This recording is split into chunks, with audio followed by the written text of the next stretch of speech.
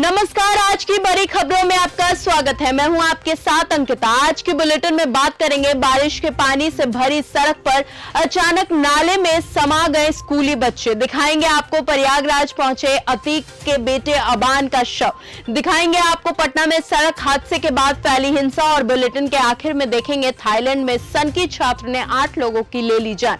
लेकिन दिन भर की तमाम खबरों से पहले एक नजर सुर्खियों पर। आज हैंडलूम डे मनाएं और GRWM यानी कि get ready with me video भी शेयर करें। पीएम मोदी ने कल रात रील बनाकर दिया नया मैसेज।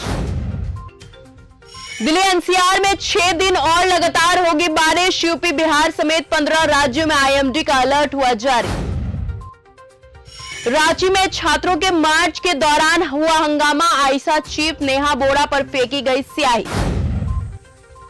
किसी को चिंता करने की जरूरत नहीं है, मैं आपके साथ हूं, एनडीए सांसदों से बोले पीएम मोदी। पीएम नरेंद्र मोदी ने आज महाराष्ट्र के शिवसेना शिंदे गुट सांसदों और NCPI सांसदों से मुलाकात की।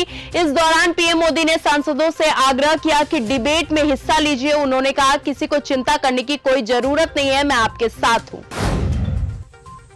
दिल्ली का ये हाल, बारिश के पानी से भरी सड़क पर अचानक नाले में समा गए स्कूली बच्चे। वीडियो हुआ वायरल। राष्ट्रीय राजधानी दिल्ली में प्रशासनिक लापरवाही एक बार फिर मासूमों की जान पर भारी पड़ते पड़ते बची है। वजीराबाद थाना इलाके के जगतपुर गांव में स्कूल से घर लौट रहे 3 बच्चे अचानक सड़क किनारे खुले फ्लड ड्रेन में गिर गए। इस दिल दहला देने वाली घटना का CCTV फुटेज सामने आया है, जिसे देखकर किसी की भी रूह कांप जाएगी। गनीमत रही कि मौके पर मौजूद लोगों और एक ऑटो चालक की सूझबूझ से तीनों बच्चे की जान बच गई है। प्रयागराज पहुंचा अतीक के बेटे अबान का शव। आज कसारी मशारी कब्रिस्तान में होगा सुपुर्दे खाक। माफिया अतीक अहमद के परिवार में एक बार फिर मातम पसरा हुआ है। झांसी कानपुर हाईवे पर हुए भीषण सड़क हादसे में जान गंवाने वाले अतीक अहमद के सबसे छोटे बेटे अबान अहमद और उनके साथी शाकिर उर्फ सोनू का शव प्रयागराज पहुंच गया है। झांसी में पोस्टमार्टम और अन्य कानूनी औपचारिकताएं पूरी होने के बाद परिजन एम्बुलेंस से दोनों के शव लेकर शहर पहुंचे हैं।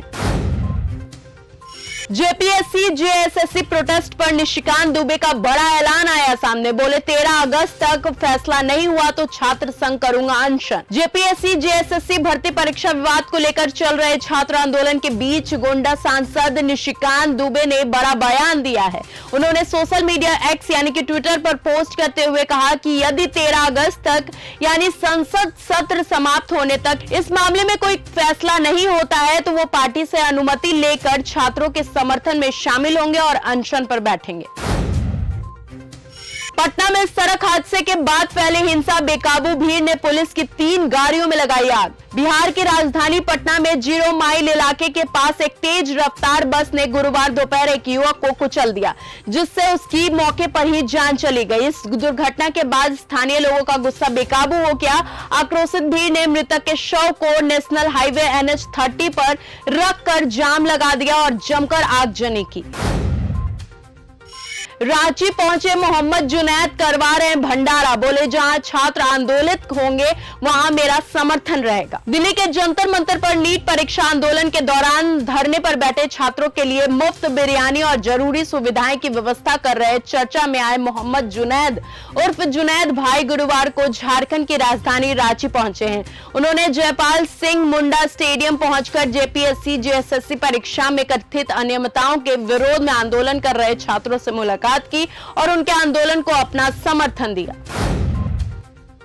10 से 15 हजार कांवरियों को भंडारा खिला रहे हैं दीपक एलन। 47 साल का सिलसिला है जारी। हर 2 घंटे में बदलता है इनका मेन्यू। मेरठ के दीपक एलन अपने परिवार और दोस्तों की मदद से रोजाना करीबन 10 से 15 हजार कांवरियों को खाना और नाश्ता करा रहे हैं। इस भंडारे की खास बात यह है कि गाजियाबाद से मेरठ के बीच में यह सबसे 47 साल पुराना भंडारा है, जहां हर 2 घंटे में मेन्यू बदलता रहता है। यहाँ सुबह 4 बजे से रात 2 बजे तक चलता भंडारा चलता रहता है। महाराष्ट्र में 1.6 लाख दही हांडी गोविंदाओं के लिए हुआ इंश्योरेंस कवर, मौत हुई तो मिलेगा 10 लाख का मुआवजा। महाराष्ट्र सरकार ने गोकुलाष्टमी के दौरान होने वाली दही हांडी उत्सव के लिए गोविंदाओं को बड़ी सौगात देते हुए बीमा सुरक्षा इंश्योरेंस प्रोटेक्शन देने का ऐलान किया है। महायुति सरकार ने इस साल दही हांडी उत्सव में शामिल होने वाले करीबन 1.60 लाख गोविंदाओं की बीमा सुरक्षा देने का फैसला करते हुए गतिविधियों में शामिल होने के दौरान हादसे में अगर किसी की जान जाती है या फिर कोई विकलांग हो जाता है तो उनके लिए 10 लाख का मुआवजा दिया है। सुप्रीम कोर्ट से आसाराम के बेटे नारायण साईं को मिला झटका, दुष्कर्म मामले में सजा पर लगी रोक। सुप्रीम कोर्ट ने आसाराम के बेटे और 2013 के दुष्कर्म मामले में आजीवन कारावास की सजा काट रहे नारायण साईं को बड़ा झटका लगा है। अदालत ने उनकी सजा पर रोक लगाने और जमानत की मांग पर फिलहाल कोई भी राहत देने से इनकार कर दिया है।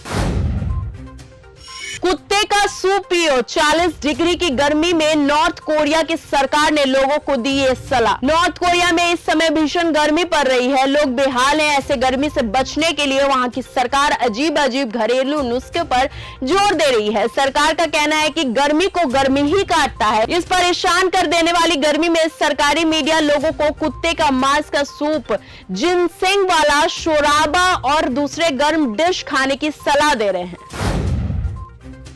पहले दादा दादी को मारा, फिर स्कूल में टीचर और बच्चों की ली जान। थाईलैंड में सनकी छात्र ने 8 लोगों को मारा है। थाईलैंड में 9वीं क्लास के एक सनकी छात्र ने शुक्रवार के दिन को खूनी शुक्रवार में बदल दिया। उसने 1-2 नहीं बल्कि 8 लोगों की जान ले ली है। अमेरिका में पैदा हुआ बच्चा फिर भी नहीं मिलेगी नागरिकता, बर्थ टूरिज्म के खिलाफ ट्रंप का नया आदेश हुआ जारी। ट्रंप ने इस मामले में 2 नए आदेश जारी करके कोर्ट के फैसले को पलटने की कोशिश की है। गुरुवार को जारी किए गए इस आदेश में एक जन्म से मिलने वाली नागरिकता यानी कि बर्थ राइट सिटीजनशिप को निशाना बनाते हैं। इस आदेश के तहत उन बच्चों को नागरिकता नहीं दी जाएगी जिनकी मां सिर्फ बच्चे को जन्म देने के लिए टूरिस्ट वीजा पर अमेरिका आती है। अमेरिका की 80% मिसाइलें हुई खत्म, ट्रंप और रक्षा मंत्री में कलह की खबरें आई सामने, मीडिया को भी धमकाया। अमेरिका राष्ट्रपति ने गुरुवार को दावा किया है कि अमेरिका के पास गोला बारूद की बहुत बड़ी मात्रा है। उन्होंने कहा है कि नए हथियार बनाए जा रहे हैं और उन्हें इस इलाके में भेजा जा रहा है। इसी दौरान उन्होंने मीडिया पर भी हमला बोला है। ट्रंप ने अपने सोशल मीडिया प्लेटफॉर्म पर लिखा कि रक्षा कंपनियां हमारे देश के इतिहास में सबसे ज्यादा फैक्ट्रियां और प्लांट बना रही हैं। मौत सामने है, फिर भी दिसंबर में ही बांग्लादेश लौटेंगी शेख हसीना। बांग्लादेश के पूर्व प्रधानमंत्री शेख हसीना ने बड़ा ऐलान करते हुए कहा है कि वो दिसंबर 2026 में भारत से स्वदेश लौटने की बात कर रही हैं। उन्होंने साफ कहा है कि उन्हें मौत का डर नहीं है। ये बयान ऐसे वक्त आया है जब नवंबर 2025 में बांग्लादेश के इंटरनेशनल क्राइम ट्रिब्यूनल ICT ने उन्हें मौत की सजा सुनाई है, वो भी 2024 के छात्र आंदोलन के दमन में करीबन 1400 लोगों की मौत के आरोप में। बच्चों की मानसिक सेहत पर बड़ा असर, मेटा पर लगा 5000 करोड़ से ज्यादा का जुर्माना। बच्चों की मानसिकता सेहत को लेकर अमेरिका के न्यू मैक्सिको में एक ऐतिहासिक मुकदमे में हार के बाद फेसबुक और इंस्टाग्राम की पेरेंट कंपनी मेटा को बड़ा झटका लगा है। अदालत ने कंपनी को $567 मिलियन खर्च कर युवाओं के मानसिक स्वास्थ्य और सुरक्षा से जुड़े उपाय लागू करने का आदेश दिया है। तो फिलहाल आज के इस बुलेटिन में सिर्फ इतना ही। देश और दुनिया की तमाम खबरों के साथ ऐसे ही बने रहे हमारे साथ और देखते रहे न्यूज़ गंगा। तब तक के लिए धन्यवाद।